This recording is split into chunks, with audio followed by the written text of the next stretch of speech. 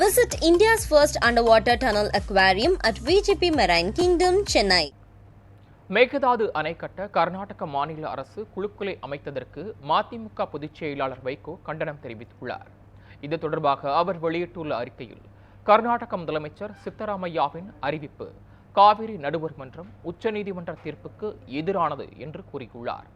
காவிரியில் நீரை தடுத்து 9,000 கோடி செலவில் 67.14 TMC நீர் கொள்ளளவு கொண்ட மேகதாது அணையை கட்டவும், 400 மெகாவாட் நீர்மின் உற்பத்தி நிலையத்தை அமைக்கவும் கர்நாடக அரசு திட்டமிட்டுள்ளதாக குறிப்பிட்டுள்ளார்.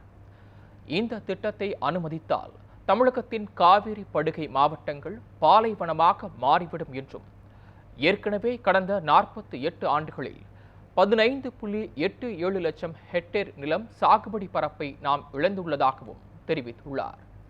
இத்தகைய சூழலில் மேகதாதுவில் அணையை கட்டியே தீர்வோம் என்று கர்நாடக அரசு முனைந்திருப்பதுடன், அவற்றை செயல்படுத்த குழுக்களை அமைத்திருப்பது கடும் கண்டனத்திற்குரியது என்றும் வைகோ கூறியுள்ளார். மேலும் கர்நாடக அரசு நடுவர் மன்ற தீர்ப்பையும் உச்சநீதிமன்ற தீர்ப்பையும் மீறுவதை தமிழக அரசு அனுமதிக்க கூடாது எனவும் வைகோ வலியுறுத்தியுள்ளார்.